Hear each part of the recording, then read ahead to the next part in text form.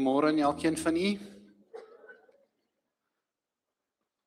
Toe Paul nou die gebedslys vir ons lees, met al die krankes en al die siekes, het ek daar gesit en ek het gedink, eintlik moet elkeen van ons se naam op hierdie lysie kom. Want elkeen van ons het in 'n mindere of 'n meerdere mate ook of 'n liggaamlike siekte, of 'n geestelike siekte, of 'n sielsiekte. En daarom wil ek graag vandag, soos die Here hierdie week op my hart gelê het, met u gesels oor goddelike genesing. Wat sê die Bybel? En spesifiek oor wat die afgelope 2 weke gebeur het. En ek gaan dit prontuit sê met Michaela en met ander mense wat baie siek is. En as jy by iemand se bed staan, en nou praat ons nie van 'n persoon van 70 of 80 jaar nie. Jy praat met iemand van 18 jaar, dan kom daar baie vrae in 'n mens se gedagtes op. En 'n mens wonder, hoekom hierdie siektes en hierdie goed wat ons moet deurgaan. En dis vandag se boodskap. En ons het so 'n bietjie gaan grou in die Bybel om te kyk wat sê die Bybel oor goddelike genesing. En ek dink vir elke een van ons wat hier sit, is daar iets waarvoor ons kan bid en waaruit ons kan leer vandag. Jy is dalk blakend gesond in jou liggaam. En dan met die spanning van ons tyd, wat hulle noem depressie. Dis 'n realiteit, of ons nou wil glo of nie. En spanning, al kan jy tot die depressiwiteit hanteer, ons leef in 'n wêreld wat nou regtig nou gejaag is. En dit raak net al hoe meer en meer druk is daar, veral op die kinders. En ons gaan vanoggend kyk, wat sê die woord. So ek wil hê jy moet vanoggend na jouself kyk, na jou eie gees, siel en liggaam, maar ook na jou familielid, na jou vriende, na jou sirkel soos dit uitgaan, die mense by die werk. En as jy die woord siekte hoor, dan weet jy daar is genesing, want die woord sê dis genesing. So ons gaan vandag dit bietjie onder die vergrootglas sit. Kom ons sluit die oë. Ons hemelse Vader, ons kom vanmôre voor u en ons loof en ons prys u.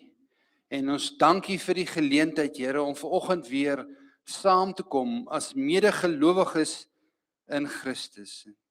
Dankie vir die voorreg, Here, dat ons ook vanoggend kom saam sing en u so kon aanbid. Dankie vir elke week, Here, dat daar 'n geleentheid is waar ons harte, Here, vir u kan oopmaak en vir u te kan vra om met ons te kom gesels. U het in die woord gesê, Here, u soek mense wat u in gees en waarheid kan aanbid. Vader, ek vra, Here, dat u deur die Heilige Gees vanoggend vir ons kan leer, dat ons u in gees en in waarheid kan aanbid. En dankie dat u ook die bediening vir ons in die woord opgelê het, Here, dat ons die woord het waarna ons kan kyk as ons vrae het oor goed soos siektes, Here. Ek bid ook, Here, dat die woord vanoggend deur die Heilige Gees vir ons oopgebreek sal word, sodat ons dit kan verstaan wat u vir ons vanoggend spesifiek wil sê, Here, oor genesing. En mag dit vir ons 'n woord wees, Here, soos brood wat vir ons afgelewer word uit die troonkamer van die Here. Here, soos water van die waterstrome van die lewe wat deur die kruis van Jesus Christus ook vir ons beskikbaar is om te drink en ook vir ander te gee. En ek wil u vanoggend vra, Here, ek wil spesifiek kom bid vir Michaela in die hospitaal. En so ook vir elkeen op die gebedslys. Maar so wil ek ook vir elke persoon kom bid wat vanoggend hier is, Here. Hoe gering ook die siekte mag wees, of hoe ernstig ook die siekte mag wees. Ek wil vra, Here, dat u die persoon sal aanraak vanoggend.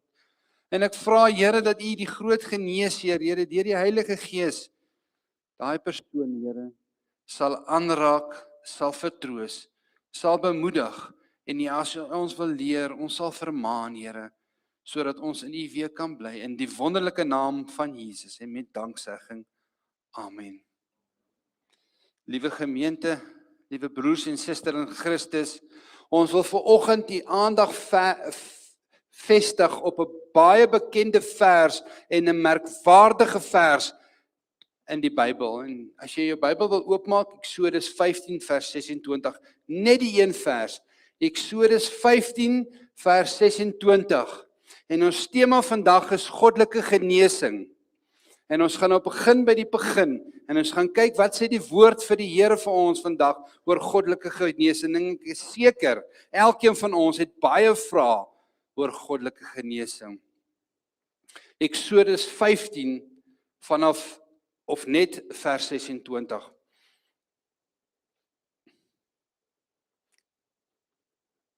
Daar staan geskryf. En ek gaan lees van as jy getrou net van daarvan af. As jy getrou na die stem van die Here jou God luister en doen wat reg is in sy oë en luister na sy gebooie en al sy insettinge hou, dan sal ek geen een van die siektes op jou lê wat ek op Egipte land gelê het nie, want ek is die Here wat jou gesond maak. Ek is die Here wat jou gesond maak. Die hele woord is vir ons ingegee en geïnspireer deur die Heilige Gees vir ons is lering en teregwysing en onderwysing. En daarom vat ons ook hierdie versie vanoggend. Omdat die woord God is, want in die begin was die woord en die woord was by God en die woord was God.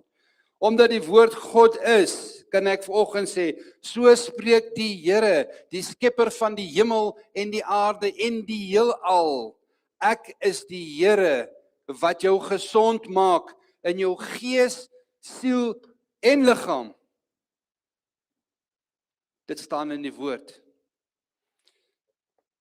Nou, liewe broer en suster in Christus, in ons Afrikaanse Bybel, as ons na daai versie kyk, sal ons sien dat die woord Here in totaliteit met hoofletters geskryf is. In sommige dele word net die H met 'n hoofletter geskryf. In sommige dele elders die hele woord Here in hoofletter geskryf. Ek weet nie hoeveel van u het dit al opgemerk nie. Party van ons gaan ons hele lewe lank en ons lees die Bybel en ons sien nie dit raak nie. Nou wil ek vir u net verduidelik wat hier gebeur. Dit is nie toevallig. Hulle het nie 'n fout gemaak om sekere keer die woord Here in totaliteit met hoofletters te skryf en ander kere net die H met hoofletters te skryf nie. Nee. Onthou, ons praat Afrikaans, ons het minder woorde as in die oorspronklike tale. So die vertalers wil hier beklemtoon en hulle wil aandui hier 'n besondere verbondsnaam van God. En ek gaan nou verduidelik wat dit beteken.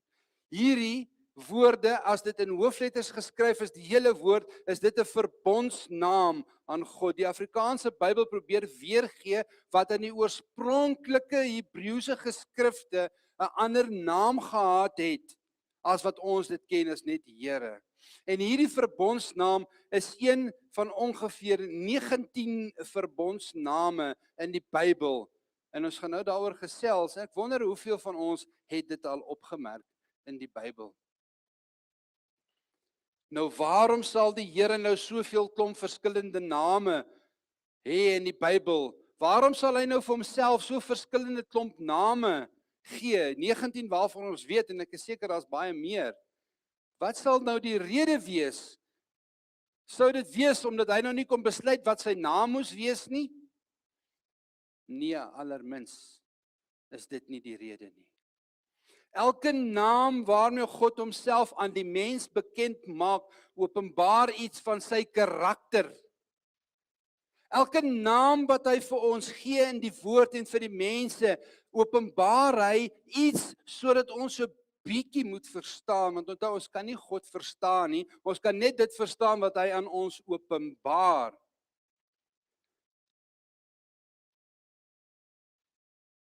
En hierdie verbondsnaam van God, die 19 en nog meer, ons weet van 19. Dit vertel ons meer van wie hy is. Dink maar aan 'n kosbare edelgesteente. As jy 'n kosbare edelgesteente so in jou hand hou, en jy draai die edelgesteentes in verskillende rigtings, dan is daar miskien verskillende kleure, en as daar ligstraal opval, dan is daar verskillende kleure en verskillende vorms wat jy kan sien, maar is een edelgesteente, hang af van watter hoek af jy dit kyk, en van watter hoek af die ligstrale in beweeg, lyk dit anderster. Nou, ons kan nie God met 'n edelgesteen vergelyk nie, maar dit is hoe ons as mens dit kan verstaan, dat as ons na hierdie edelgesteen kyk, dit hang af van watter perspektief af, van watter kant af jy hom kyk, en dis hoe God homself aan ons openbaar, sodat ons God ook van ander hoeke af kan so bietjie kan verstaan, soos hy vir ons openbaar het. En ons noem hierdie verskillende name verbondsname. Hoekom is daar verbondsname dan in die woord van die Here? Ons kan ons nou net sê Here, omdat dit die name is wat die Here homself bekend maak aan jou en my en aan die mensdom, sodat ons kan verstaan dit wat hy doen en so 'n bietjie van sy karakter. Hierdie name is natuurlik nie mens uitgedinkte name nie, dit is God self wat dit gesê het. En dit is wat God self gesê het. So moet julle my ken. En dan gee hy 'n verbondsnaam. Byvoorbeeld, kom ek stel dit anderster. Hier's dames en hier's mans wat in jou werkplek dalk aangespreek word as meneer of dalk as juffrou. En as jy bietjie slimmer is dalk dokter of professor of in kerke, sogenaamde kerkgodsdienstige kerke, dominees en pastore en titels. Maar as jy nou 'n juffrou is of 'n meneer en jy kom nou by die huis, by die skool is jy meneer en juffrou. Maar by jou huis, wat is jy vir jou man? Nou is jy vir jou man liefie of engeltjie of een of ander mooi troetelnaam. En vir jou kinders? Wie is jy vir jou kinders? Jy is pappa of jy is mamma. Jy is nie nou verskillende persone nie, jy is dieselfde persoon, dit hang af met jou verhouding wat jy het en in watter konteks jy gesien word. Jy is meneer, professor, dokter, of jy is my engeltjie, my hartjie, my skapie, of jy is pappa en mamma. So kan die lys aangaan. So gaan net ons as mense het klaar verskillende name. Hoeveel te meer is daar nie vir God nie. So God openbaar in hierdie konteks vir ons iets, sodat ons kan verstaan en ook in ons verhouding met hom.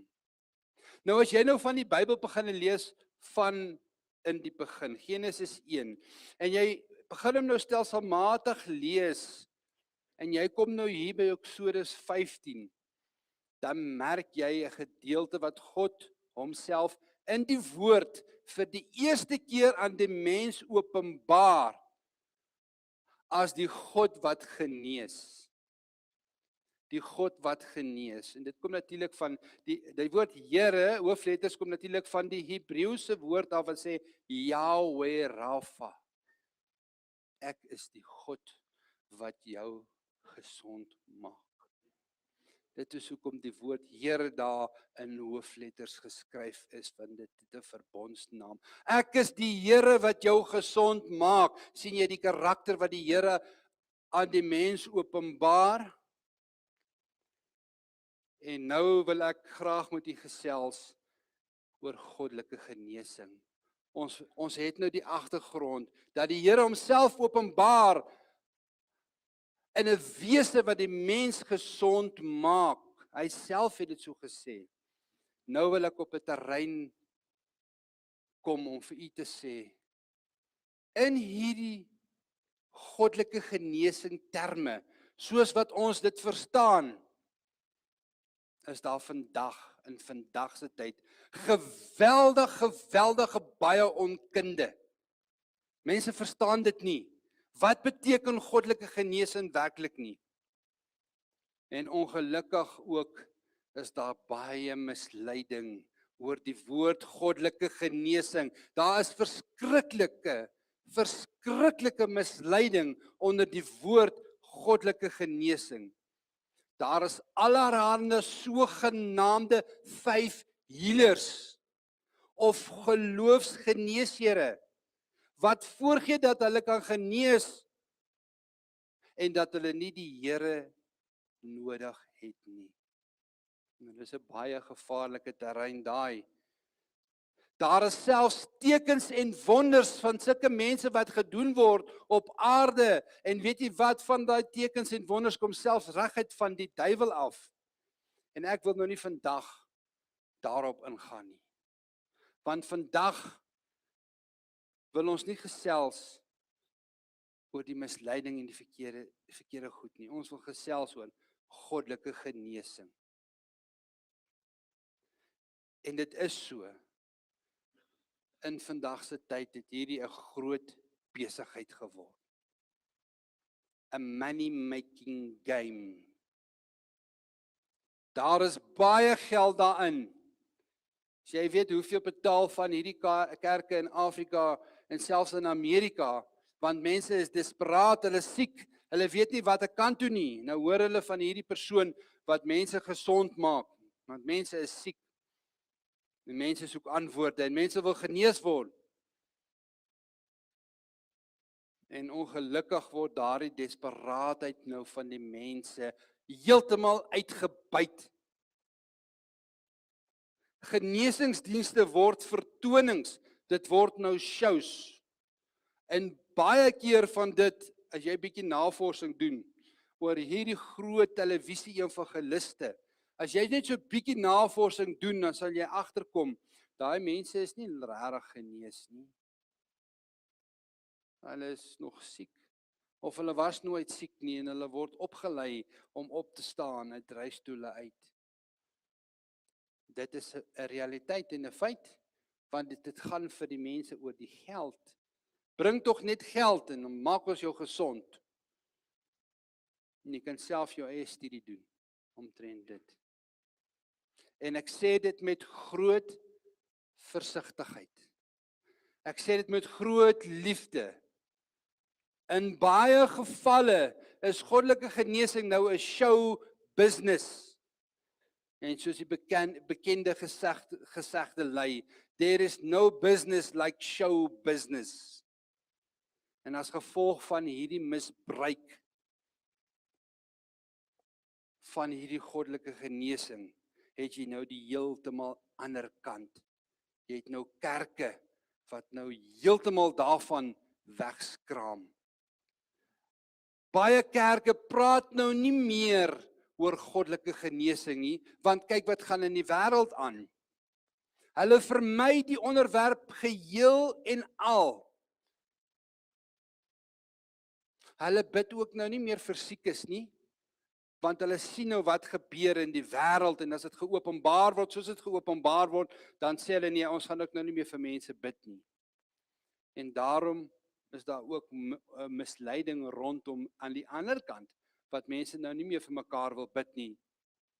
Want wat mense verkeerd doen, kan nooit die waarheid van God ongeldig maak nie. Ek wil dit weer sê, dit wat die mense doen, kan nie God se woord ongeldig maak nie, want God sê, hy is die God wat genees. Die feit dat daar namaaksels is in vandag se tyd, beteken nie dat die oorspronklike, wat in die woord opgeteken is, nie bestaan nie. Inteendeel, die Here Jesus het reeds gewaarsku dat daar in die laaste dae misleiding sal kom. Matteus 7 vers 22 tot 23 sê hy daar, baie sal in daardie dag, watter dag praat hy van, watter dag is dit? Baie sal in daardie dag, die dag van die groot wit troon oordeel. Vir my sê, Here, Here, het ons nie in die naam geprofeteer.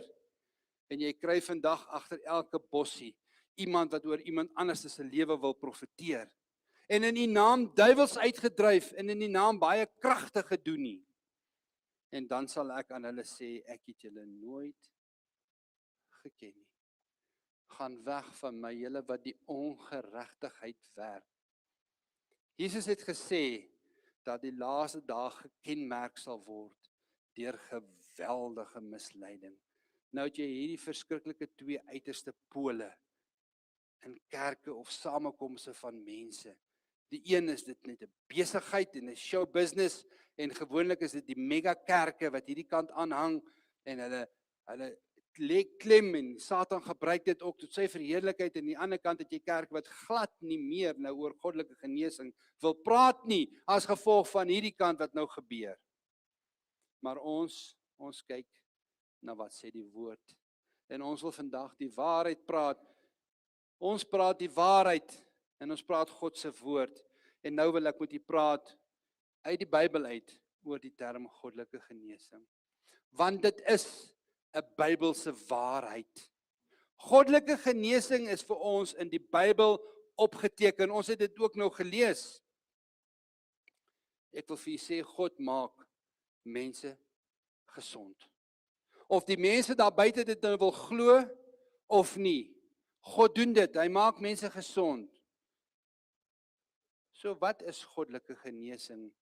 En as ons dit nou 'n eenvoudige definisie kan gee, vir ons eenvoudige mense soos ek om dit te kan verstaan, kan ons sê, goddelike genesing is 'n handeling van God self, wat deur hy mense, siek mense gesond maak, wonderbaarlik, bonatuurlik, deur gebed en deur die woord, op grond van die soensverdienste wat Jesus Christus aan die kruis vir ons gedoen het. Ek wil dit graag weer sê,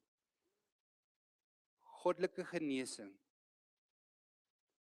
is 'n handeling van God self, waardeur hy siek mense wonderbaarlik, bonatuurlik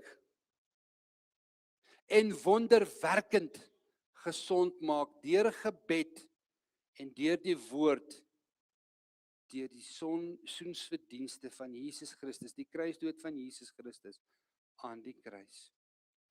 En ek wil vanmôre vir u 4 redes gee waarom ek as persoon glo dat God vandag nog genees. Dat dit nog 'n feit is, dat God nog vandag mense gesond maak. Die eerste rede waarom ek glo dat God vandag mense nog gesond maak is. God openbaar homself as die geneesheer. Ons het dit gelees.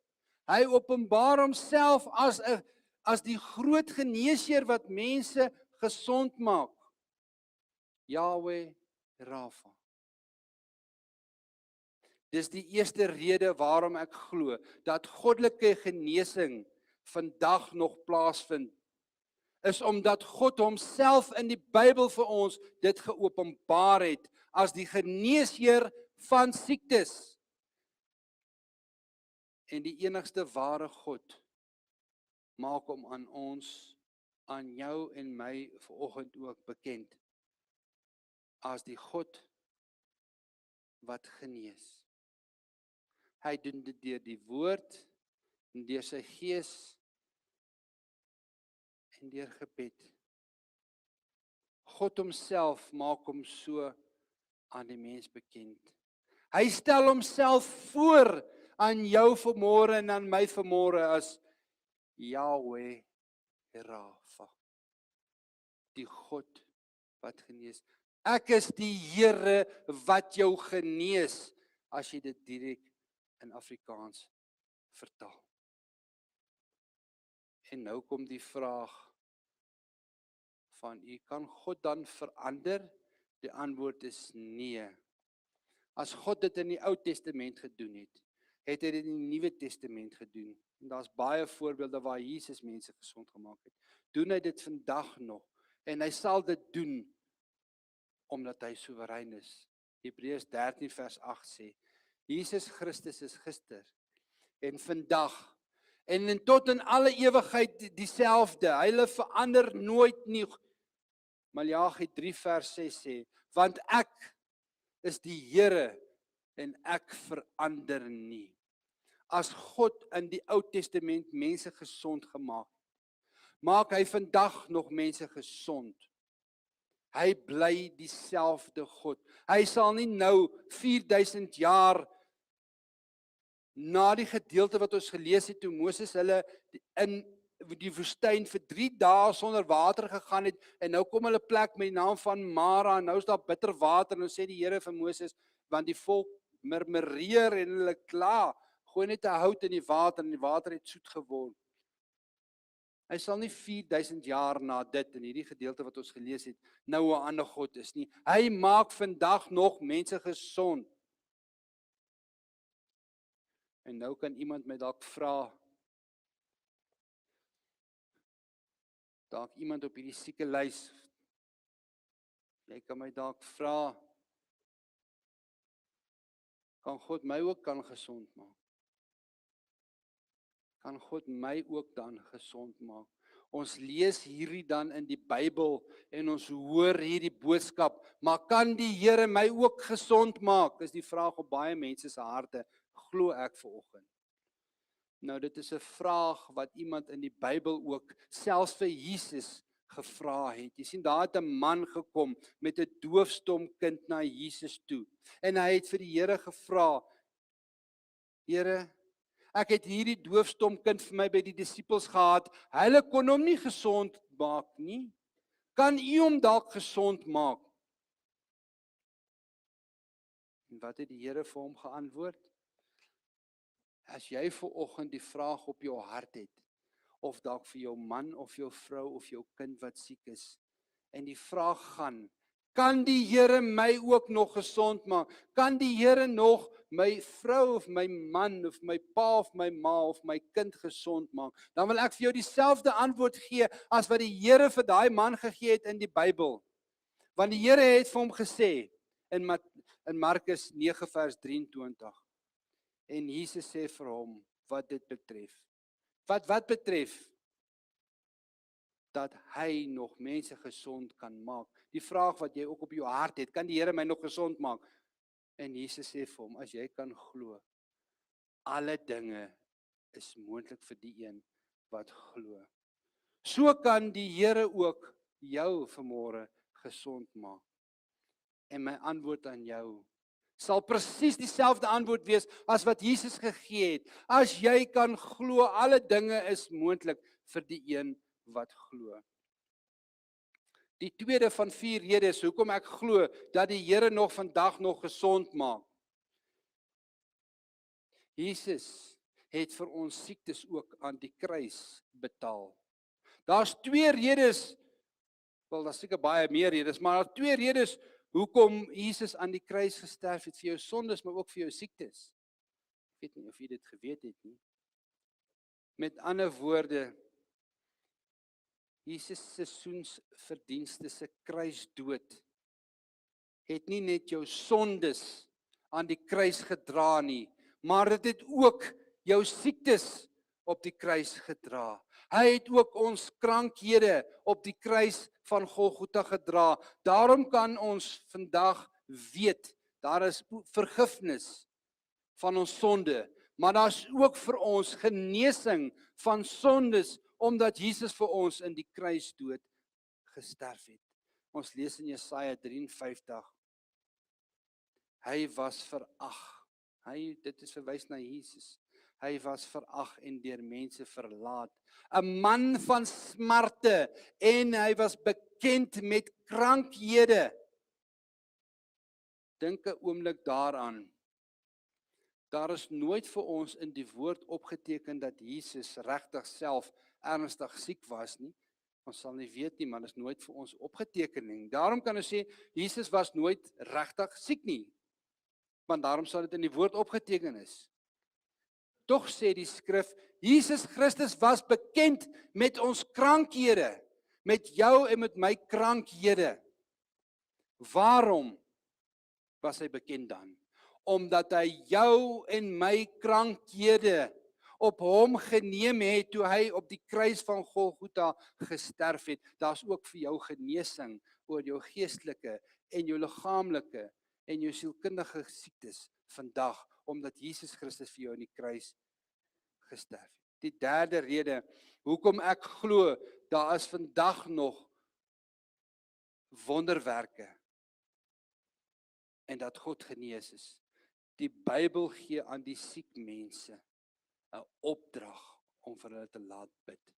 Nou hierdie is so bietjie oor die vingers dalk wat ons so bietjie geslaan word. Het jy geweet daar's 'n opdrag wanneer jy siek is? Ek praat nou nie van wanneer jy nou nie kan praat en in 'n koma is nie. Ek praat van jy is nou siek. Wat moet jy nou doen? En dat is reeds vir ons geopenbaar. Hoekom gaan die Here vir jou nou nog iets meer openbaar as dit wat hy reeds vir jou geopenbaar het?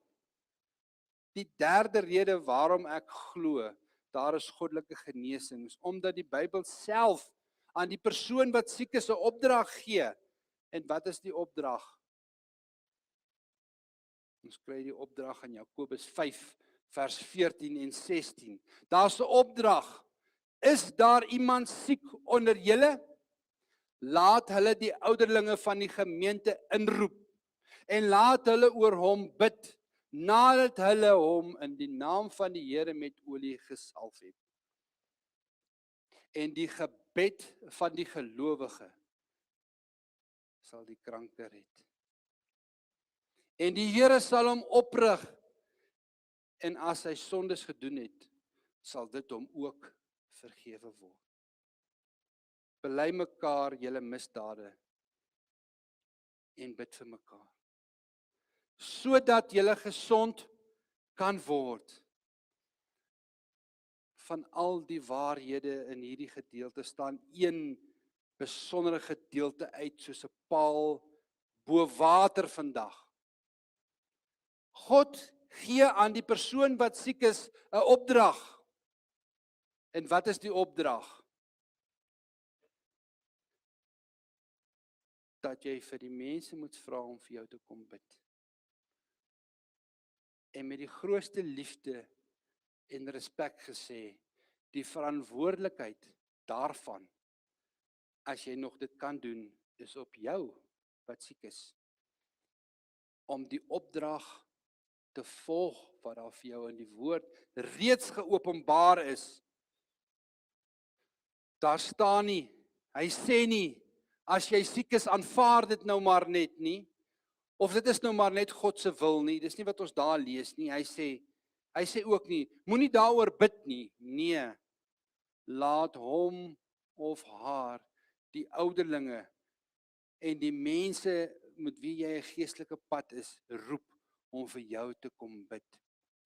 Dit is 'n opdrag en dit is 'n verantwoordelikheid vir elkeen van ons in gehoorsaamheid. En God gee nie hierdie opdrag nutteloos nie. Hy roep sy kinders tot gehoorsaamheid.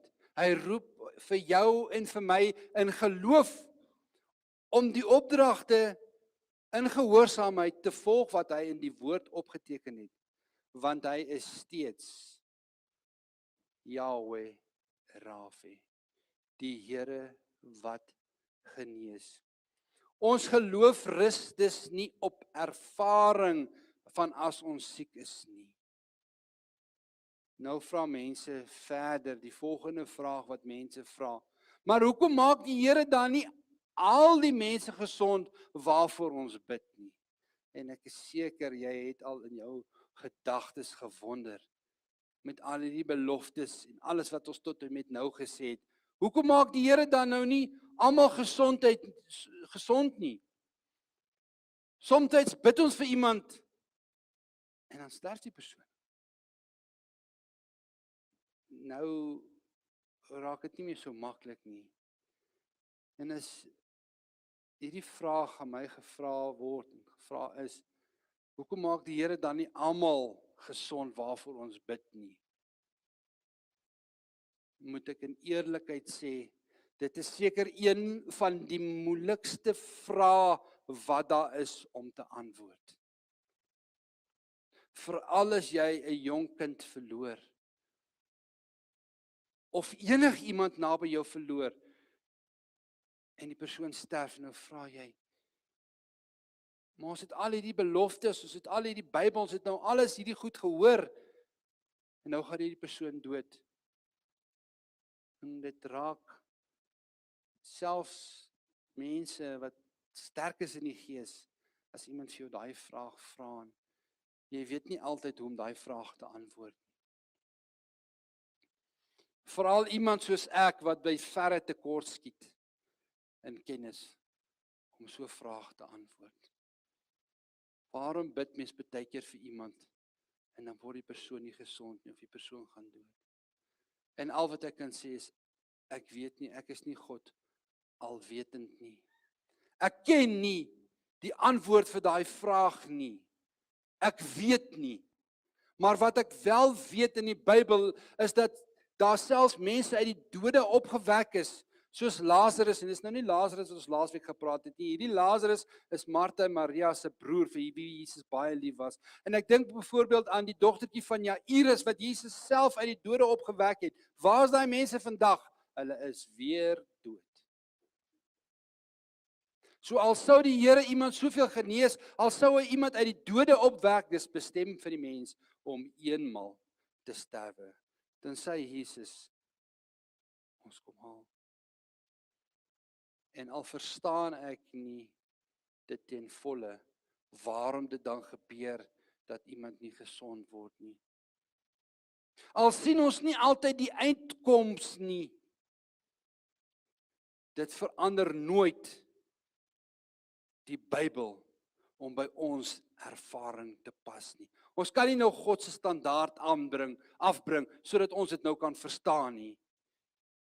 Ons onderwerp eerder hierdie ervaring van ons en hierdie vraag van ons aan die woord van God, want die woord van God bly vir ewig waar. Want 1 Korintiërs 13 vers 9 tot 10 sê dit so duidelik, want ons ken teen dele. Ons profeteer teen dele, maar as die volmaakte gekom het, dan sal dit wat ten dele is, tot niet gemaak word. En dan 1 Korintiërs 13 vers 12 wat sê, want nou sien ons deur 'n spieël en 'n raaisel. In alle fasette van jou lewe sien ons deur 'n spieël en 'n raaisel. Maar eendag van aangesig tot aangesig, en nou ken ons ten dele, maar eendag sal ons ten volle ken. Net soos wat ek ten volle geken het. Ek wens ek kon al hierdie vrae van waarom beantwoord. Maar die Bybel leer ons nederigheid. Leer ons afhanklikheid van God. En daarom kan ons sê ons ken ten dele. Ons verstaan nie altyd hoekom die Here die een persoon genees en die ander persoon nie. Ons verstaan nie partykeer hoekom die Here onmiddellik ingryp en ander kere glad nie. Maar wat ek wel weet, is dat die Here weet wat hy doen. Sy weë is nie ons weë nie. En sy gedagtes is nie ons gedagtes nie. God bly soewerein. Daar is egter nog een waarheid wat ons nooit mag vergeet nie. God is soewerein.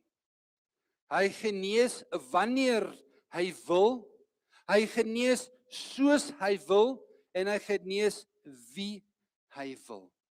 En dit beteken nou nie, as hy jou nie genees, dat daar nou 'n probleem is nie. Nee, ons ken ten dele.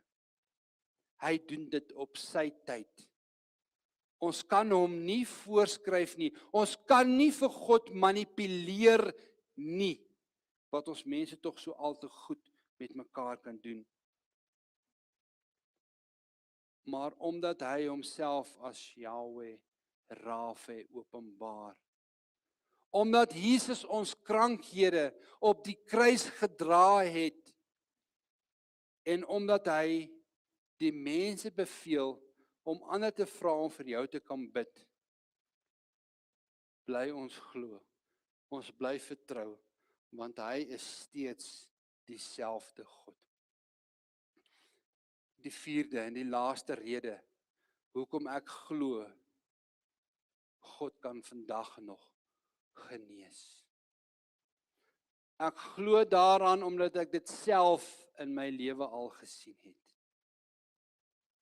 Ek het al gesien hoe God mense aanraak. Ek het gesien hoe die Here mense genees. Ek het gesien hoe die Here doen wat die mense nie kan doen nie. Nee, ek sê nie dat elke siekte op elke regte tyd genees word nie. Ek sê ook nie dat ons altyd verstaan waarom die Here die een genees en die ander nie. Maar dit verander niks aan die feit dat God vandag nog genees nie. Die Here bly dieselfde, hy is steeds Yahweh Rafe. As jy die naam wil afskryf, dan is jy welkom om dit te gaan Google en bietjie te gaan kyk. 'n dame met die naam van Barbara Snyder. Nou Barbara is 'n dame wat hier in die vroeë 1980s ernstig siek geword het. Sy het in verskeie mediese toestand gelei, onder andere veelvoudige sklerose, MS, en ander komplikasies wat haar liggaamlik feitelik totaal verlam het. In 1981 was haar toestand totaal kritiek en ernstig. En sy was bedleggend. Dokters het geen hoop meer vir haar gehad nie. Daar was geen hoop op herstel vir hierdie dame Barbara nie. Mense is as terminaal siek beskou. En terwyl sy so siek was, het haar plaaslike gemeente waar sy betrokke was, vir haar ingetree en vir haar gebid. Hulle het egter volhard in gebed.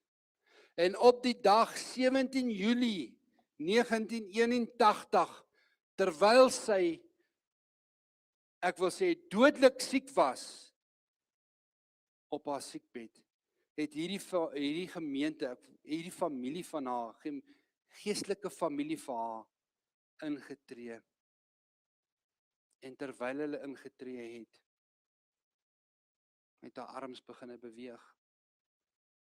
En sy het uit die bed uit opgestaan en normaal geloop. En wat hierdie getuienis veral besonders, hierdie getuienis besonders maak, is dat haar herstel nie op haar eie getuienis berus nie. Volgens beskikbare dokumente van haar behandeling het die dokters bevestig dat haar toestand wat verbeter het nie medies verklaar kon word nie. Sy het daarna vir dekades die wêreld gaan getuig van wat die Here vir haar gedoen het. En sy het altyd gesê, Jesus Christus het my genees. Nou wil ek die kringetjies 'n bietjie nader trek. Hier's mense tussen ons vandag wat 'n werklike getuienis het hoe die Here hulle genees het. Hier's dalk tientalle. Maar as ons iemand vat soos om Pieter Bennett, wat foto's het van 20 jaar, hoe die Here vir hom nuwe are om sy hart gegee het, na hartaanvalle, dat daar 'n wonderwerk gebeur het. En dat die Here daai are so goed gedoen het, dat dit nou al vir 20 jaar lank so goed funksioneer, dat hy nou ander probleme het, nie meer daai probleme nie. Is dit 'n getuienis hier onder ons? Ek dink aan iemand soos oom Tinus Pretorius, wat 'n getuienis het, wat ek wat ek voel, jy moet graag eendag hoor, van hoe die Here hom behoed en bewaar het. So is daar baie ander. En die feit dat jy vanoggend hier sit, liewe broer en suster, is ook 'n getuienis. Dis net genade. Want ek gaan vir jou sê, die afgelope dag, week, jaar, moes jy al 'n paar keer dood gewees het. Dis net genade. En miskien het jy 'n taak om te doen. Kan God jou ook genees? Miskien vra jy nog steeds hierdie vraag, kan God my ook genees? En hierdie man met hierdie doofstom kind het die kind na Jesus toe gebring en sê, as u iets kan doen, ontferm u oor ons. En Jesus antwoord hom, wat dit betref, as jy kan glo, alle dinge is moontlik vir die een wat glo. Ja, my liewe broer en suster, dit is nog moontlik dat die Here kan genees. Want Jakobus 5 vers 16 sê, bely mekaar julle misdade en bid vir mekaar. Hoekom? Jakobus 5 vers 16, sodat julle gesond kan word. Die vurige gebed van die regverdige het groot krag. Dis wat Jakobus vanoggend vir ons wil sê. Liewe broer en suster in Christus, die Here openbaar homself vandag aan jou ook, aan jou wat hier sit, as Yahweh Rafa, die Here met 'n hoofletters wat genees. Jesus het jou krankhede ook op die kruis gedra. Die skrif leer ons ook om vir siekes te bid. En dieselfde Jesus leef vandag nog en hy is nog steeds die God wat wil genees. Daarom sal ons aanhou bid. Daarom sal ons aanhou glo. Daarom sal ons aanhou vertrou. Nie omdat ons op mense vertrou nie, maar omdat ons op God vertrou. Die Here het self gesê, ek is die Here wat jou gesond maak. Net weer die 4 redes hoekom ek glo dat die Here jou nog vandag kan gesond maak. As dit sy wil is en as hy dit so verkies. Die eerste, hy openbaar homself as die groot geneesheer. Tweedens, Jesus het ook vir jou en vir my siektes aan die kruis gesterf. Ja, vir jou sondes, maar ook vir jou siektes. In die derde plek, die Bybel gee ook opdrag aan die siek mense om vir hulle te laat bid. En in die vierde plek, ek glo daaraan, omdat ek dit self in my eie lewe gesien het, en omdat daar tientalle mense in hierdie gemeente is, wat kan getuig hoe die medies onverklaarbaar, wonderbaarlik genees is. So as jy nog vra, kan die Here gesond maak? Ja, dit is. Dan Lisa, ek wil graag vir Tannie vra om op agtergrondmusiek te speel. Daar is vanoggend al, en niemand het geweet, behalwe op die intercessorsgroep, dat ons vanoggend genesingsdiens gaan hou nie. Ek wil vir jou vra vanoggend, as jy wil hê iemand moet vir jou bid vanoggend, dan staan jy net op. En as die Here dit op jou hart lê om vir daai persoon te gaan bid wat staan, dan doen jy dit. Maak nie saak of jy vanoggend net 'n grieperigheid het of 'n ernstige siekte nie. En ek vra veral die ouderlinge en die ouderlingsvroue wat hier is. En die jong mense, moenie die jong mense onderskat nie. Kom ek sê vir die jong mense is die ruggraat nou van ons gemeente. Ek wens jy kan sien wat met die jeug besig is om te gebeur, nie as 'n show nie, maar as in geloof en in waarheid. Ek wil vir jou vra, as jy siek is, terwyl Tannie Lisa speel, en jy voel iemand moet vir jou kom bid, staan op. En as die Here op jou hart lê om vir daai persoon te gaan bid, kom ons vat 5 minute en ons gaan bid vir mekaar, soos wat die Here vir ons opdrag gegee het. En as jou geloof sterk is, sal jy gesond word as dit in die wil is van die Here.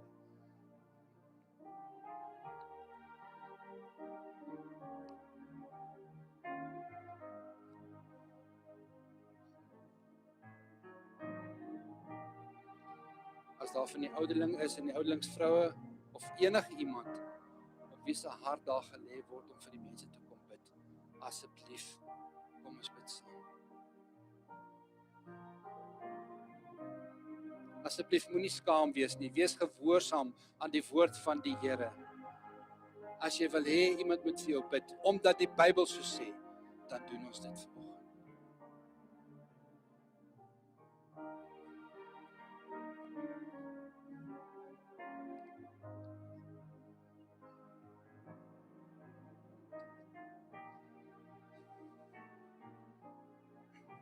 Vader,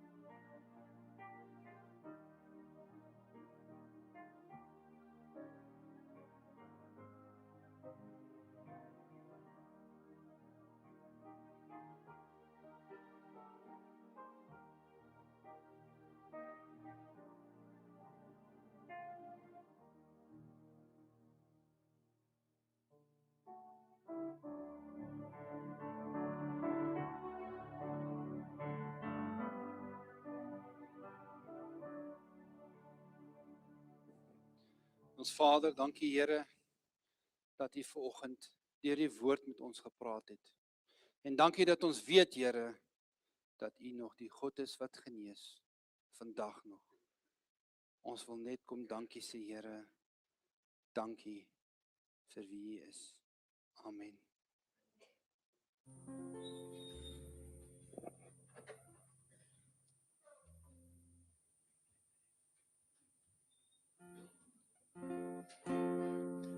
Kom ons staan, ons sluit ons af met Daar is krag. Daar is krag